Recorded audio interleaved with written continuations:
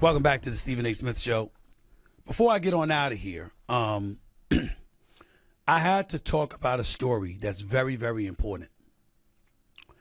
And albeit indirectly, it involves Caitlin Clark. Could the Caitlin Clark era in Indiana be over before it even truly began? That's the shocking question echoing through the sports world, as whispers of a full-blown crisis surrounding the WNBA's biggest star are growing into a deafening roar. This isn't just about a rookie's growing pains or a team's tough start. This is about a phenomenon on the verge of implosion, a generational talent being pushed to her absolute breaking point by a relentless campaign of what some are calling sabotage from all sides. And now, one of the biggest voices in sports media, Stephen A. Smith, has essentially confirmed what many have feared. The situation in Indiana is becoming dangerously unstable, and the idea of Caitlin Clark wanting to quit the franchise is no longer just a wild, speculative rumor. It's a terrifyingly logical possibility. The drama is escalating to unprecedented levels. The pressure is mounting with every single game. And behind the scenes, a bitter battle is raging that could determine the future of not just Clark, but the entire league she was single-handedly supposed to elevate into the stratosphere. What started as a universally celebrated fairy tale, the arrival of a collegiate hero set to redefine professional women's basketball, has quickly and brutally morphed into a public nightmare. Sources from within and around the league are pointing to a perfect storm of internal conflict, league-wide professional jealousy, and a shocking, almost unbelievable level of institutional betrayal that absolutely nobody saw coming. The fuse has been lit for weeks, the sizzle growing louder with each controversy, and the explosion that could rock the WNBA to its very core now seems not just possible, but imminent. This story is no longer about basketball. It's about the anatomy of a breakdown, a system seemingly turning on its own savior, and one young woman's struggle to survive it all. The firestorm truly ignited and gained national legitimacy when Stephen A. Smith, a man whose voice carries the weight of a cultural institution, went on his national television platform and laid the blame squarely and unapologetically at the feet of the WNBA and the Indiana Fever organization. He didn't just criticize a few bad plays or a poor coaching strategy. He painted a vivid, damning picture of a league and a team actively, almost deliberately, failing its brightest and most valuable star. He spoke with raw passion about a level of disrespect and overt physical targeting that went far beyond the typical rookie hazing, calling the entire situation a DMN shame and a black eye on the sport.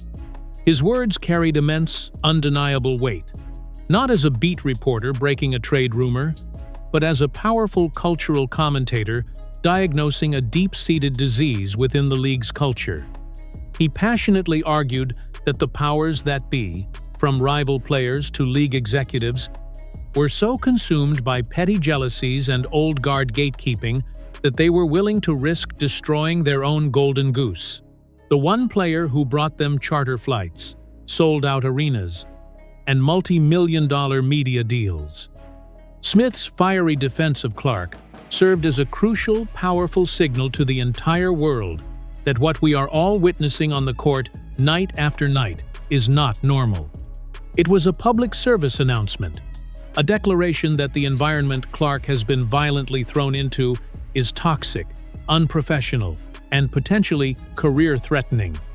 He effectively gave a credible, mainstream voice to the millions of fans who sat watching at home, feeling that something was deeply, fundamentally wrong with how she was being treated.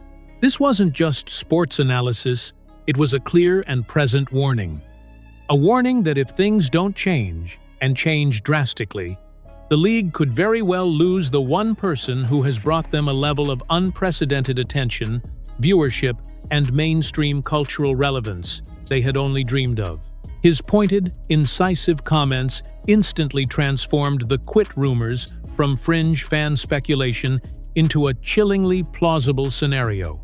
because a voice like his doesn't sound an alarm that loud unless the fire is already raging out of control. But the intense external pressure from the rest of the league, a relentless gauntlet of hostility, is only half of this disastrous story. The real rot, according to a growing number of insiders and analysts, may be starting from within the Indiana Fever organization itself, specifically with the questionable leadership and coaching from the sidelines. While the video title provocatively mentions Stephanie White, the true source of internal friction and a baffling lack of support appears to be Indiana's own head coach, Christy Sides. On the surface, the relationship between a coach and a franchise-altering star player should be a foundational partnership, a united front against the world. But fans and basketball purists have watched in sheer horror as the on-court product has looked disjointed, amateurish, and strategically chaotic. Questionable and inconsistent player rotations, a complete lack of creative offensive schemes to get Clark open shots, and defensive strategies that consistently leave her exposed and targeted have become the unfortunate trademarks of the Fever's struggling season. The post-game press conferences, however, have been even more revealing and damning. Instead of fiercely and passionately defending her franchise player from the brutal, often non-basketball physicality she's enduring, Coach Sides has frequently delivered lukewarm, generic, and corporate-sounding responses that lack any conviction. After particularly egregious and dangerous fouls against Clark, her shocking lack of public outrage has been deafening to a fan base desperate for a leader to fight for their star. This has fueled a powerful and damaging narrative that she is either completely in over her head, utterly unable to handle the immense pressure and media scrutiny that comes with coaching a global superstar, or worse, that she doesn't fully grasp the gravity of the physical and psychological toll being inflicted upon her most important player. This creates a toxic and isolating environment where a young player feels utterly unprotected and abandoned by the one person who should be her biggest and most vocal advocate. This perceived and very public lack of support from her own bench is a devastating psychological blow, adding a deeply personal layer of internal betrayal to the constant barrage of external attacks she is forced to face every single night she steps on the court. And those attacks have been nothing short of relentless, and at times, downright shocking in their audacity. This isn't just about playing tough defense or giving a rookie a welcome to the league moment. What Caitlin Clark is facing is a calculated and targeted campaign of physical intimidation designed to break her. The most infamous and widely publicized example, of course, was the blatant, off-ball hip check from Chicago Sky's Chennedy Carter, a play that had absolutely nothing to do with basketball and everything to do with sending a thuggish, premeditated message of disrespect. But that was just the most visible moment in a disturbing and continuous series of hard shoves, off-ball cheap shots, illegal screens, and overly aggressive, dangerous closeouts that have become a nightly, predictable occurrence. Rival players across the league seem to be operating with a clear, unspoken mandate. Be as physical as humanly possible with Clark, constantly test the limits of what the referees will allow, and see if you can break her spirit before you break her body. What makes this situation so much more insidious is the baffling reaction, or more accurately, the lack thereof, from both the league office and, crucially, her own teammates. It took a massive, sustained public outcry from fans and media across the country for the league to reluctantly upgrade Carter's flagrant foul, and even then, the prevailing sentiment from many veteran players was that Clark was soft and simply needed to toughen up. This has left her on a desolate island, forced to absorb a level of punishment that would have seasoned NBA veterans calling for backup and demanding retaliation. It's a lonely, frustrating, and physically dangerous position to be in, and it exposes a dark, troubling underbelly of the league, where professional jealousy and resentment appear to be trumping basic sportsmanship and player safety, creating an environment where the league's biggest asset is also its biggest target. Just when it seemed the on-court situation couldn't possibly get any worse, Clark was hit with what many are describing as the ultimate, most profound betrayal of all. She was inexplicably left off the U.S. Olympic women's basketball team. This single decision sent a seismic shockwave through the entire sports world, with the fallout extending far beyond the traditional WNBA fanbase. From a purely basketball-centric perspective, one could cobble together a weak argument for her exclusion based on a lack of experience with the senior national team. But from a marketing, business, and growth of the sport perspective, it was a catastrophic, self-inflicted wound of epic proportions. Leaving the single most popular and culturally influential basketball player in the country, man or woman, off the Olympic team felt like a deeply personal and professional slap in the face. It was the basketball establishment, the entrenched old guard, sending a cold, clear, and unmistakable message to Clark and her millions of new fans. You are an outsider, and you are not one of us. For Clark, who had openly spoken about her dream of representing her country on the world's biggest stage, this had to be a crushing, devastating, emotional blow. It powerfully reinforced the isolating idea that no matter how many tickets she sells, how many viewership records she shatters, or how much unprecedented attention she brings to their sport, there are powerful people in positions of authority who do not want her to succeed on her own terms. The Olympic snub wasn't just about a roster spot. It was a very public and humiliating declaration that the system itself was not on her side. This profound level of institutional rejection, combined with the nightly physical abuse and the growing struggles within her own team, created a potent and volatile cocktail of frustration and despair that would push any athlete to their breaking point. That deeply unsettling feeling of being a complete and total outsider may not stop at the league office or the Olympic Selection Committee. There are growing and persistent whispers that it extends right into the sanctuary of her own locker room. While there have been no public spats or locker room explosions reported, the on-court body language throughout the season has told a compelling and troubling story. In countless moments when Clark has been on the receiving end of a hard, illegal foul, the cavalry has rarely, if ever, arrived. Her teammates are often noticeably slow to help her up from the floor or to get in the face of the aggressor. The team's other star player, Aaliyah Boston, has been particularly criticized by fans and analysts for not being more of a vocal and physical protector for her young point guard, a role that is standard for star pairings in professional sports. Whether this is a deliberate choice driven by jealousy or simply a glaring lack of team chemistry and leadership, the end result is exactly the same. Caitlin Clark often looks completely and utterly alone out there. This directly feeds into the ugly but persistent narrative of professional jealousy. Is it truly possible that some of her own teammates secretly resent the massive, all-encompassing spotlight she commands? Do they feel that the offense revolves too much around her, or that she receives preferential treatment? These are incredibly uncomfortable questions, but they are being asked by concerned observers for a legitimate reason. A professional basketball team is supposed to be a tight-knit unit, a family that fights for each other. But right now, the Indiana Fever look more like a fractured collection of individuals, with their biggest star left to fend for herself against a league of predators.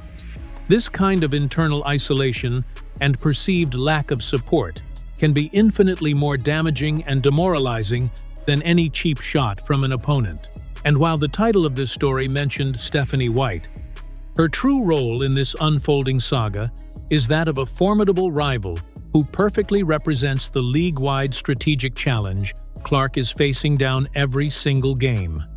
White is the highly respected coach of the Connecticut Sun, one of a handful of top-tier, disciplined, and intensely physical teams that have a clear and effective game plan for Clark: wear her down, frustrate her, and make her life a living hell for 40 minutes.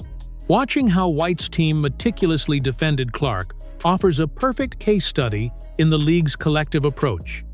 They used their superior physicality, their veteran experience, and their sophisticated defensive schemes to make every single possession a grueling, punishing battle. White's public comments have always been professional and respectful, but her team's actions on the court speak much louder volumes.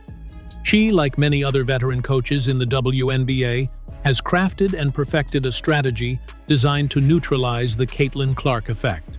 This isn't necessarily a personal vendetta.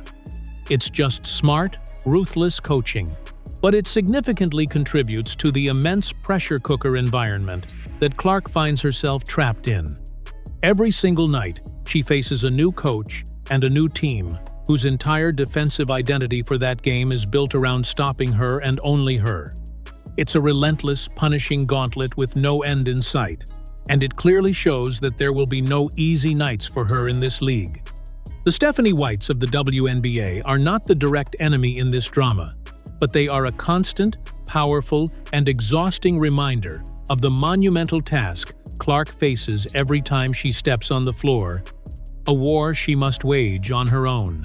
This all brings us inexorably to the boiling point, that critical moment where rampant, feverish speculation starts to feel like an inevitable, foregone conclusion. The pervasive quit rumors aren't born from a single, isolated incident. They are the logical and predictable conclusion of a relentless, multi-front, psychological and physical assault on a 22-year-old athlete. Just take a moment to consider the sheer, crushing weight of it all. You have the immense, almost suffocating pressure of being the designated face of an entire professional league. You have a coaching staff that appears either unable or unwilling to fully support and protect you from harm. You have opponents from every other team physically targeting you with malicious intent on a nightly basis. You have the ultimate professional dream of representing your country in the Olympics snatched away from you in a public and humiliating fashion. And, in the cruelest twist of all, you may not even be able to count on the full-throated, unconditional support of the very players in your own locker room. Each one of these factors, in isolation, would be enough to challenge the mental fortitude of any professional athlete.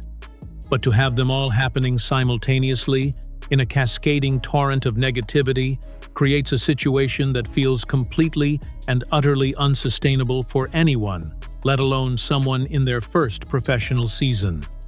This is no longer just about the game of basketball. It's a psychological war of attrition, and right now, Caitlin Clark is fighting it all by herself. The whispers are getting louder because the mounting evidence is becoming impossible to ignore.